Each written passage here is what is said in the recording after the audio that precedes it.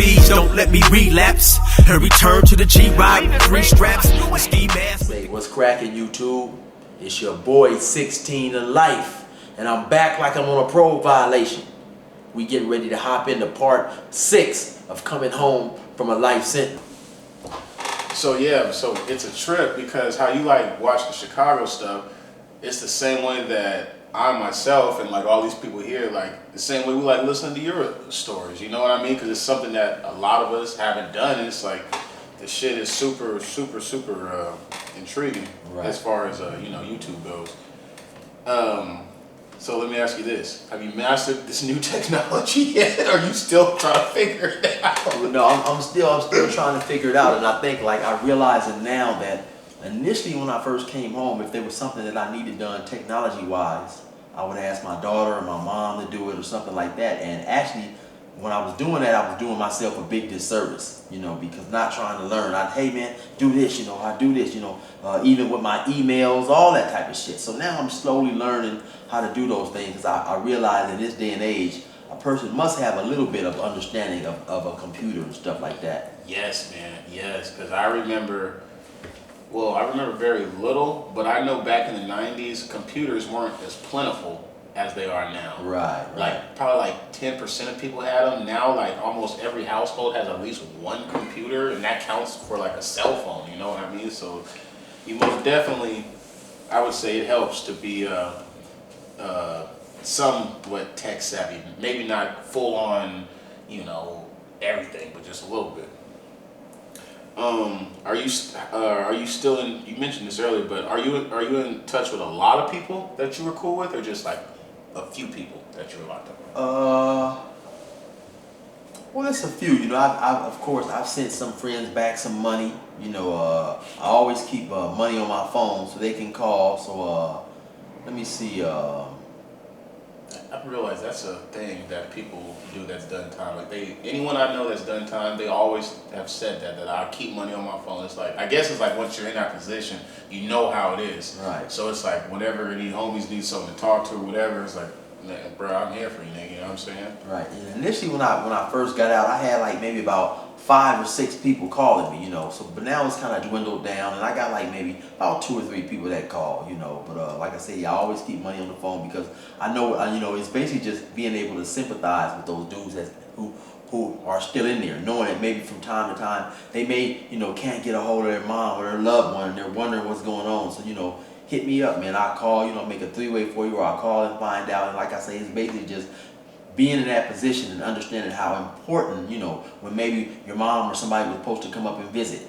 Yeah. Now you can't get a hold of her. She didn't show. Yeah. You're wondering what the hell's going on. And like I say, in there sometimes you may get one phone call a day. Then you get a phone call, then the next day you come out, you sign up, like you like for Sunday's calls, you'll sign up Saturday. And so they have certain little time slots, and so say for instance now you sign up for a 3:30 phone call.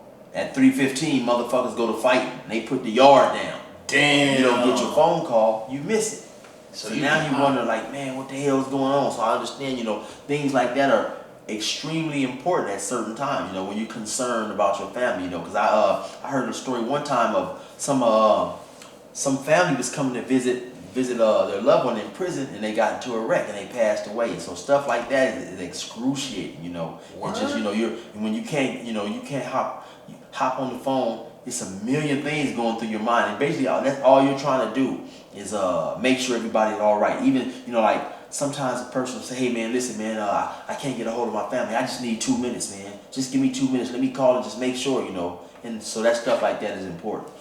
That's dope, man. That's dope. That's dope, man. That's dope that some people get out and their hearts, they still have a heart, because I've met someone that told me that when he got out, like some people would ask him for certain belongings of his or something that he didn't need, and he just told me he was like, no one's getting my shit, he threw it away. And that always stood to me because it just seemed like such a selfish ass thing to do, pretty crazy actually. I got arrested one time some years ago, And so I was only in there for a very brief time. I bailed out. But the time that I was in there, I met this dude, and before I left, he asked me, he's like, bro, can I get your orange jumpsuit or whatever? I was in Southwest. I'm like, yeah, bro, here, I don't need it. I'll take your old ones, and I wore them out. Fast forward to today, I had posted a picture of my daughter playing with a little girl on my Facebook. This dude, I forgot that I had him on my Facebook. He tells me that that's his daughter. So through a certain crazy chain of events, it's one dude, the one time I went to jail, his daughter and my daughter are like best friends. Wow. Yeah, right? Crazy. But, yeah, I thought I'd just share that with you. Have you took or are you allowed to go on any vacations? Or are there certain places you want to visit? Yeah, we're allowed to go on, vacations and stuff like that. Basically just the procedure is you just got to notify your parole officer maybe like I think maybe a couple of weeks in advance, and he can get at his supervisor, and you get some travel papers or basically whatever. But yeah, I've had friends that's gone to Hawaii, and you basically can go anywhere. You can go anywhere in the United States, and so I haven't went anywhere. I went to the water park a couple times. Nice. I went to go see Cedric the Entertainer, but that was pretty much all that I've done. You know what I'm saying? But like I say, I'm content with just relaxing and being at home. Yeah. Yeah, we definitely can take vacations and stuff like that. That's dope, man. You see one of the original kings of comedy. How did your daily routine switch up? Because I imagine when you're in there, you're programming, your mind is set on one thing, and you have to be a certain way. Now you're out. How has your routine switched up? Because you really don't have to do a lot of the shit you was doing before. You could really just not do nothing. But Right. You mentioned that you still work out and stuff. That's one thing you brought out. Like, what else have you switched up? And Switched up? like you say, it hasn't switched up a whole lot, because just I guess by being in prison for so long and programming a certain way, I kind of like to have my days organized. So I still like to get up in the morning knowing that I'm supposed to go work out. I even know what type of workout I'm planning on doing today. And so I still pretty much like to keep everything organized. That way it makes the day go by smoother a little bit for me. Speaking about working out, you thought about doing like a personal trainer, being a personal trainer? 'Cause I see that you're passionate about it. Like, you have a passion about it.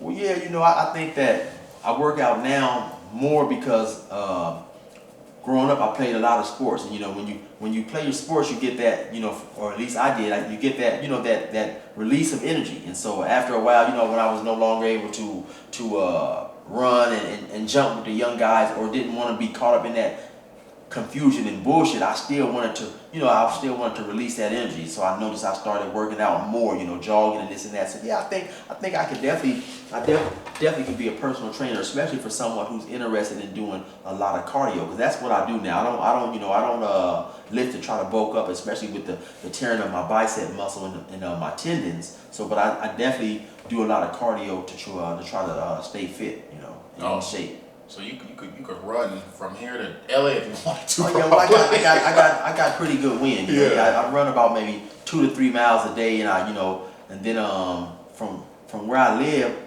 it's like about a mile to the park. So I jog to the park, then I run up and down the stairs for about 45 minutes constantly. Burpees, jumping jacks, and a little bit of a hop up there. I got a little bar over there. I hop on the bar and do that, and I do that constantly for like 45 minutes, and then when I finish, then I jog back to the house. So I just try to stay in shape. Hey man, health is wealth. I've always heard people say that health is wealth. Since you've been out, have you caught yourself in a situation that could possibly send you back? And if so, how did you react? You know what? I did a time or two, and one thing I come to realize is out in the free world, a lot of people seem to be they're in a big rush to do a whole lot of nothing, and they're more rude. So one thing about me is as a lifer, it was basically kind of like mandatory that we took these self-help classes, and so I just look back on my my anger management skills and my those type of things that I use to de-escalate the situation, and I kind of just walk away. You know, maybe a couple of weeks ago, dude was talking real crazy in the store. You know, initially I wanted to go upside his head. You know what I'm saying? Hit him with some hard lefts and rights. But you know, I just end up, man, I just, you know, backed away and left the situation alone. You know, because I always got to keep at the forefront of my mind. I don't have the luxury to get in trouble. You know. Yeah, like the average person on the Right. street could get in a fight. You might go to jail. You're out. You Right. get in a fight. It's, man, this ain't what you want. That's what you just gotta tell them. Trust me, this ain't what you want, bro. Right. You do not want no part of this. Take my word for it. like the old dude that told the youngster, I suggest you put your jacket back on. Right. Right. You gotta tell that story sometime. But what's your favorite thing to eat now? Or like you have favorite restaurants or restaurants you want to try or? You know, now that I'm free, I noticed that I just enjoy a lot of barbecue. I hit El Polo Loco a lot, but for the most part, it's just home cooked meals. You know, a lot of home cooked meals and stuff. I love to cook a good steak. Yeah. And so that's what I do for the most part. You know, I got a couple of restaurants here and there, but if it's not barbecue or maybe some good Mexican food, then basically just home cooked meals.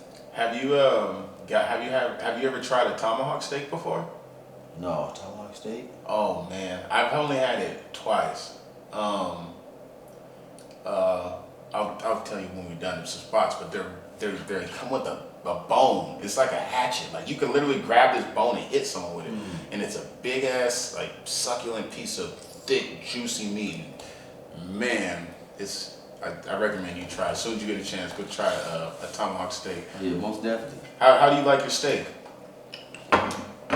I like my steak well done, you know, well done, well seasoned. And that's another thing about eating out. You know, a lot of restaurants don't season the food. So, you know, I love to cook, and that was one of my specialties actually before I got incarcerated was, you know, I cook a mean steak. So I like to season it up real good, you know, hit it with some Worcester sauce, Yep. you know, get my little motherfucking, get my